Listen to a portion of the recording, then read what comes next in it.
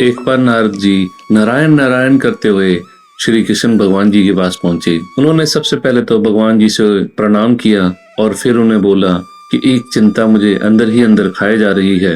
तब श्री कृष्ण भगवान जी उनसे पूछते हैं, ऐसी कौन सी चिंता है, कृपया बखान करें। तब नारद मुनि जी कहते हैं कि हे दुनिया के पालनहार, आपको तो सब पता है। तो वो कहते हैं कि संसार की दो रचनाएं, स्त्री और पुरुष, इन दोनों में सबसे सुंदर कौन है?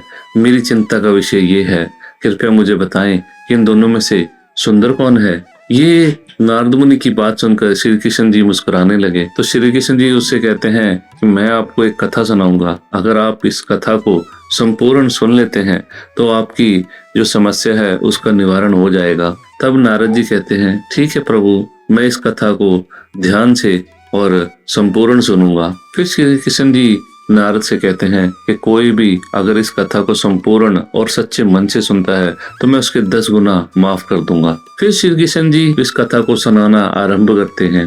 एक गांव में एक सुरेश नाम का लड़का रहता था। भगवान उसे बहुत ही सुंदर कदकाठी दी थी। अभी उसने अपनी जवानी की पहली सीढ़ी पे पांव रखा ही था। आप तो जानते ही हैं ये अवस्था कितनी रौनक होती है और मन का जो भंवरा है वो सुंदर सुंदर फूलों पे बैठना चाहता है। और अमीश को तो स्त्री ही संसार की सबसे सुंदर वस्तु लगती थी। जब भी कोई सुंदर स्त्री उसके पास से जाती तो उसका मन उसके बस में नहीं रहता था। वो हमेशा अपना आपा खो बैठता था और उसे तो हमेशा यही लगता था जो सुंदर स्त्री है वही संसार में कोमलता, मिठास और इन सब की आपूर्ति है। जैसे ही उसकी जुबान पे स्त्री का नाम आता था, उसकी जो आंखें हैं वो चमका उठती थी, उसके तो कान खड़े हो जाते थे। उसे ऐसे लगता था जैसे किसी स्वाद लेने वाले रसिक को किसी अच्छे गाने का आभास हुआ हो। वो इतना ज्यादा स्त्री के प्रति आकर्षित था कि उसने एक सुंदर स्त्री की जो प्रतिमा है उसको अपने मन में ही बिठा लिया था। और आप तो जानते ही हैं, हर कुंवारे व्यक्ति का एक सपना होता है कि उसकी जो होने वाली पत्नी है वो बहुत सुंदर हो, उसका ऐसा चेहरा हो, ऐसा यौवन होना चाहिए। श्री कृष्ण भगवान कहते हैं कि हर कोई अपने हृदय में एक सुंदर स्त्री की तस्वीर बिठा के रखते हैं, चाहे फिर वो लड़की हो चाहे फिर वो लड़का। हर कोई अपने मन के भंवर में एक सुंदर राजकुमारी या फिर एक सुंदर राजकुमार को बिठा के रखते हैं। दोस्तों, श्री कृष्ण भगवान कहते हैं कि हे नारद मुनि जी, और वैसे तो हर इंसान अपनी कल्पना में सुंदर वस्तु को ही सोचता है, चाहे वो खुद कितना करूप क्यों न हो। ऐसे ही सुरेश भी अपने मन में एक सुंदर लड़की की तस्वीर बना के रखता था। वो हमेशा सोचता था कि मेरी होने वाली जो धर्मपत्नी है बहुत ज्यादा सुंदर होगी। उसका जो बदन है वो फूलों के जैसे कोमल होगा, उसकी जो बोली है वो कोयल जैसी होगी, हिरने जैसी आंखें होंगी, उसका जो चेहरा है वो चांद के समान चमकाने वाला होगा और वो बिल्कुल मन को मोह लेने वाली होगी। वैसे वो अपनी जो जीवन संगनी है उसके बारे में कल्पना करता रहता था। दोस्तों, धीरे धीरे वो समय भी आ गया। उसकी जो स्कूल की शुरुआती शिक्षा थी वो पूरी हो गई। अब सुरेश के लिए उसके घर शादी के रिश्ते भी आने लग गए। एक दिन ऐसा होता है कि सुरेश का जो मामा है वो उसके लिए एक रिश्ता लेके आता है। तब जो सुरेश है वो अपने माँ बाप से कहता है कि मैं पहले लड़की को देखना चाहता हूँ, और वो कहता है कि अगर मुझे लड़की पसंद होगी तभी मैं शादी करने के लिए राजी हूँगा। तब जो सुरेश है उसका मामा उसे कहता है कि बेटा, तुम लड़की की तरह से बेचैन रहो, लड़की हमने देख रखी है और लड़की हकीकत में काफी ज्यादा सुंदर है। और जब अपने मामा के मुख से वो प्रशंसा की बातें सुनता है तो वो कुछ देर के लिए सोचता है कि चलो, जब मामा कह रहे हैं तो इन्होंने लड़की देखी ही होगी। और अपने मामा के ऊपर विश्वास करते हुए जो सुरेश है उसने शादी के लिए हाँ कर दी। और तब श्री कृष्ण भगवान नारद जी से कहते हैं कि जब शादी का समय आया तो जो सुरेश है वो धूमधाम से अपनी बारात लेके आता है। शादी के समय जब दुल्हन मंडप में आई तो जो सुरेश था उसका पूरा ध्यान उस लड़के पे ही था, लेकिन घूंघट होने के कारण वो उसका चेहरा तो देख नहीं पाया, लेकिन उसके जो हाथ पैर थे उन पे उसका ध्यान गया। मेहंदी से सजे हुए उसके हाथ पैर बहुत गोरे और सुंदर नजर आ रहे थे और अपनी पत्नी के हाथ पैरों की सुंदरता देखकर उमेश फूला नहीं समा रहा था। वो सोच रहा था जिसके हाथ पैर इतने सुंदर है वो खुद कितनी सुंदर होगी। और फिर जो विवाह का कार्य संपन्न हुआ, विदाई हुई, डोली में बैठकर घर के लिए रवाना हो रही है, तो जो दूल्हा है उसकी खुशी की कोई ठिकाना नहीं रह रहा। तो जो सुरेश था उसके मन में एक ही बात थी कि काश एक बार दुल्हन का चेहरा देखने को मिल जाता तो मेरी इच्छा पूरी हो जाती। तो जाते जाते जब कहारों ने बीच में थक कर पालकी को नीचे रखा और वो पानी पीने लग गए, तभी सुरेश को मौका मिल गया। वो पानी लेकर दुल्हन के पास गया। बिना घूंघट के जब दुल्हन बाहर देख रही थी तो जैसे ही सुरेश की नजर उसके चेहरे पे गई तो उसको ऐसा महसूस हुआ जैसे चोरों ने उसका सब कुछ लूट लिया हो, क्योंकि दुल्हन थी वो इतनी सुंदर नहीं थी जितना वो सोच रहा था। तो चेहरा था थोड़ा मोटा था, चिपटी हुई नाक थी, रंग रूप उसका ठीक था, लेकिन चेहरा उसका करूप था। कुरूप चेहरा देखकर जो सुरेश की खुशी थी वो सारी की सारी खत्म हो जाती है। फिर वो मन ही मन अपने आप को कोसने लगा कि इसको मेरे ही पल्ले पड़ना था, दुनिया में इसको और कोई नहीं मिला।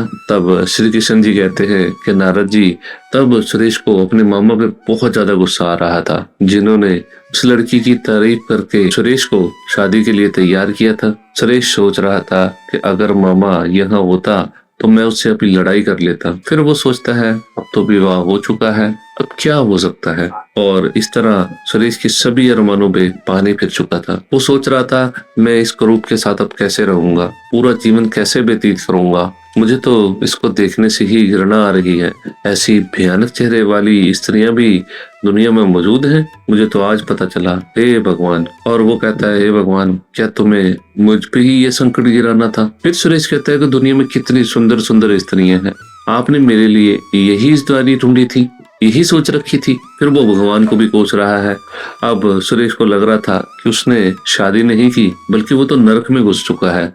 और घर आते ही सुरेश अपनी पत्नी को बहुत खरी खोटी सुनाता है। फिर मामा से भी बहुत ज्यादा झगड़ा किया, फिर वो अपने माँ बाप से भी बहुत ज्यादा लड़ाई करता है।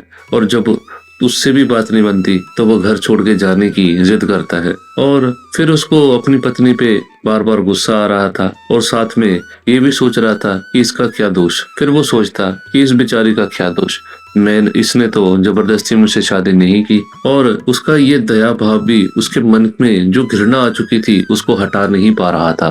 जब भी वो अपनी पत्नी को देखता उसका जो मन था वो घृणा से भर जाता। उसकी पत्नी अपने पति को रिझाने के लिए अच्छे अच्छे काम करती, वो नए नए तरीकों से अपने बालों को बांधती, वो घंटों शीशे के सामने बैठकर श्रृंगार किया करती। और ये सब करने के बावजूद वो सुरेश के मन में कोई बदलाव नहीं ला पा रही थी। वो दिल से चाहती थी कि वो अपने पति को प्रसन्न करे, मैं उनकी दिल से सेवा करूं, उसके मन की घृणा को खत्म करूं।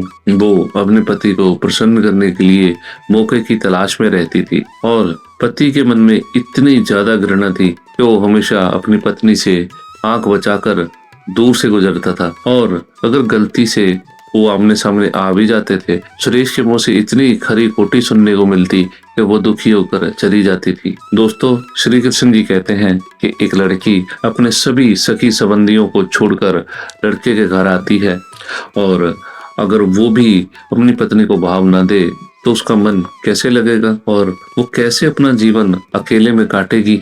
यही हाल सुरेश की पत्नी का था। वो जब भी अपने आप को दर्पण में देखती बहुत रोती, लेकिन वो अपने मन की दुखी बात कहती तो किससे कहती। अब तो जो सुरेश था वो कई कई दिनों तक घर ही नहीं आता था।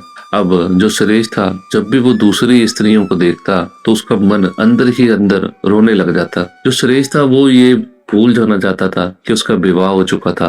वो इन्हीं बाहर की स्त्रियों में अपना मन लगाने लग गया। अब दूसरी तरफ जो सुरेश की पत्नी थी वो अपने पति के दर्शन करने के लिए भी तरसती थी, क्योंकि सुरेश ने तो घर पे आना ही छोड़ रखा था। वो पूरा दिन अपने दोस्तों के साथ बाहर मजे करता, और जब भी उसकी पत्नी खिड़की से बाहर अपने पति को देखती तो वो तड़प के रह जाती। एक दिन जब सुरेश थका हुआ बाहर से घर में खाना खाने आया तो उसकी पत्नी कहती है, अजी अब तो आपके दर्शन भी नहीं होते, अब आपने मेरी वजह से घर आना तक भी छोड़ दिया है। और सुरेश ने दूसरी तरफ मुंह घुमाते हुए कहा कि मैं नौकरी की तलाश में इधर उधर दौड़ता रहता हूँ, इसलिए घर नहीं आ पाता। फिर उसकी पत्नी कहती है कि हाँ, मैं जानती हूँ आप घर क्यों नहीं आते, आपको मेरा चेहरा बिल्कुल भी पसंद नहीं है और आप किसी डॉक्टर से मिलकर मेरी सूरत क्यों नहीं बदलवा देते। और मैंने सुना है जो डॉक्टर हैं वो चेहरा बदल देते हैं। वो कहता है कि जो काम भगवान नहीं कर पाया वो मनुष्य क्या करेगा। फिर उसकी पत्नी कहती है, अच्छा ये बात तो आपको सोचनी चाहिए, जो गलती भगवान की है उसकी सजा मुझे क्यों दी जा रही है। आपने तो मुझे अपने जीवन से निकाल कर दूर फेंक दिया है और संसार में तो कितनी ही करूप लड़कियां होंगी, फिर भी उनको कुंवारी तो नहीं रखा जाता। सबका कहीं ना कहीं विवाह तो हो ही जाता है। हाँ, उनका पति हो सकता है कि आपके जैसे उन्हें ना चाहता हो, लेकिन वो उनको अपने जीवन से मेरे जैसे बाहर नहीं फेंक देते। अब अपनी पत्नी की ये कड़वी बातें सुनकर जो सुरेश था वो वहां से चला जाता है और वो पूरा दिन अपने दोस्तों के साथ इधर उधर सैर सपाटे पे रहता, रात को भी घर नहीं आता था। एक दिन ऐसे हुआ, उसकी जो पत्नी थी वो अपने पति की चिंता में बीमार पड़ गई, क्योंकि वो सोचता था कि काश ये बीमार होकर मर जाए तो अच्छा ही होगा। वो सोचता था कि मेरे गले की आफत ही हट जाएगी और इसके बाद मैं कोई अच्छी सी सुंदर सी लड़की ढूंढ के उससे अपना फिर से विवाह कर लूंगा। ऐसे वो अपनी पत्नी से दूर रहने लग गया और वासनाओं के जाल में फंस चुका था। अपने धन की बर्बादी करने लगा, सुंदर सुंदर जो लड़कियां हैं उनमें अपने मन को लगाने लगा, विषय और भोगों में लिप्त होकर अपने धन की और अपने बल की दोनों की बर्बादी करने लगा। अब धीरे धीरे जो सुरेश था उसका जो शरीर था वो उसका साथ देना छोड़ने लगा, पीला पड़ गया, पसलियां दिखने लग गईं, उसकी आंखों के नीचे गड्ढे आ गए। अब उसका जो चेहरे का रंग था वो भी उड़ चुका था। अब ऐसा लग रहा था जैसे उसे कोई भयंकर रोग लग गया हो। एक दिन उसकी पत्नी अपने पति के विचारों में घर में लेटी हुई थी। फिर उसने किसी के हाथों अपने पति को बुलावा भेजा। फिर वो सोच रही थी आएंगे तो वो है ही नहीं, लेकिन बुलाने में क्या दिक्कत है। किसी ने जाकर उसे कहा कि तुम्हारी पत्नी ने तुमको बुलाया है। अब जो सुरेश था उसके मन में थोड़ा बहुत दया भाव भी था। अब वो हिम्मत कर अपनी पत्नी के पास जाकर खड़ा हो गया। जब उसकी पत्नी ने उसको देखा तो वह हैरान हो गई। जो सुरेश था बहुत ज्यादा कमजोर हो चुका था, चेहरा तो पहचान में भी नहीं आ रहा था। तो उसकी पत्नी उससे पूछती है, तुम बीमार कैसे हो गए, तुम तो मुझसे भी ज्यादा कमजोर हो गए हो। फिर वो कहता है, मेरी जिंदगी में रखा ही क्या है जिसके लिए मैं जीने की फिक्र भी करूं। फिर वो कहती है कि चिंता करने से कोई इतना बीमार नहीं होता, मुझे लगता है तुम्हें कोई बीमारी है। और इतना कहने के बाद उसने अपने पति का हाथ पकड़ा और उसको चारपाई पे बिठा लिया। अब जो सुरेश था उसने भी अपना हाथ छुड़ाने का प्रयास नहीं किया, क्योंकि बीमारी के कारण उसका जो स्वभाव था वो अब नरम पड़ चुका था। अब जो सुरेश था उसके मन में जो क्रोध था, अकड़ थी, उसमें भी कमी आ गई थी। जो सुरेश है वो कहता है कि मेरी दवा तो अब मौत ही है, अब मैं ज्यादा दिनों तक जीवित नहीं रहूंगा, मुझे किसी भयंकर रोग के लक्षण लग रहे हैं। ये डॉक्टर ने भी मुझे ऐसा ही बताया है, लेकिन मुझे इस बात का बड़ा अफसोस है। और वो कहता है, मैंने तुम्हें बहुत दुख दिए, इसके लिए तुम मुझे क्षमा कर देना। फिर वो कहता है कि कभी कभी मुझे बेहोशी भी आ जाती है। अभी वो ये बता ही रहा था कि एकदम से उसका शरीर कांपने लग गया। वो एकदम से मूर्छित हो जाता है और हाथ पैर झटकने लगा और उसके मुंह से लार भी आ रही थी। अब पति की ऐसी दुर्दशा देखकर जो पत्नी थी वो अपनी बीमारी को भूल जाती है, क्योंकि दोस्तों श्री कृष्ण भगवान जी फिर बताते हैं कि कई दिनों से वो भी बीमार थी और वो एक कपड़ा लेती है और अपने पति का मुंह साफ करती है, मुंह पे पानी की छींटे मारती है और उसे हाथ से पंखा झलने लगती है। शाम होते होते उसका जो एक साइड का अंग था वो टेढ़ा हो गया, उसको अधरंग ने पकड़ दिया। अब तो जो सुरेश था उसके मुंह से आवाज भी आनी बंद हो गई थी। अब दोस्तों जो सुरेश था उसको लकवे ने पकड़ लिया था, लेकिन जो सुरेश की पत्नी थी वो पूरे तन मन से उसकी सेवा में लग गई। अब जो उसकी पत्नी थी वो अपनी बीमारी को भूलकर अपनी पत्नी की सेवा में पूरी तरह से मगन थी। अब हर रोज जो सुरेश थी उसकी जो तबीयत थी वो और बिगड़ती जा रही थी, लेकिन उसकी पत्नी तन मन से उसकी बहुत ज्यादा सेवा कर रही थी। वो उसके इशारों को ध्यान से समझती, उसको समय समय पे दवाई देती। जो सुरेश की पत्नी थी वो खुद भी बीमार थी, लेकिन वो अपनी बीमारी को भूलकर अपनी पति की सेवा में मगन रहती। तब श्री कृष्ण जी नारद जी को बताते हैं कि ऐसे ही समय बीतता गया, लेकिन उसकी जो स्थिति थी उसमें कोई ज्यादा परिवर्तन नहीं आया। अब जब वो बोलने लगता था तो उसकी आवाज भी ढंग से नहीं आ रही थी। अब श्री कृष्ण जी नारद जी को बताते हैं कि उसका जो चेहरा था वो इतना टेढ़ा हो चुका था कि जैसे रबड़ को दबा कर किसी ने मरोड़ दिया हो। अब सुरेश में चलने फिरने की ताकत भी नहीं बची थी। और एक दिन बैठे बैठे जब सुरेश ने आईने में अपने आप को देखा तो उसको ऐसा लगा, इतना करूब कौन कैसे हो सकता है। और ये सब देखकर उसे ऐसे लगा जैसे ईश्वर ने उसको उसके किए की सजा दी हो। वो अपनी पत्नी को कहता है कि मुझे मेरे अहंकार और मेरे सुंदर चेहरे का गुरूर उसकी सजा दी है भगवान ने, और वास्तव में जो मैंने तुम्हारे साथ बुराई की है ये उसी की सजा मुझे मिली है। अब तुम भी मुझसे अपना मुख फेर कर मेरे द्वारा तुम्हारी तरफ की गई घृणा का बदला ले सकती हो, जो मैंने तुम्हारे साथ किया था। तब उसकी पत्नी उसे कहती है कि सुनिए, मैं तो अब भी आपको उसी नजर से देखती हूँ, मुझे आप में कोई भी फर्क नजर नहीं आता। फिर वो कहता है, वाह रे वाह, मेरा तो जो चेहरा है इतना बदसूरत नजर आता है और तुम्हें कोई फर्क नहीं पड़ता, और इतना करूब चेहरा लेकर तो मैं बाहर भी नहीं जा सकता। भगवान ने मुझे सच में बहुत ही कठोर सजा दी है। दोस्तों, जो उमेश है उसने अपने आप को बहुत सारे डॉक्टरों को दिखाया, लेकिन वो सही नहीं हो पाया।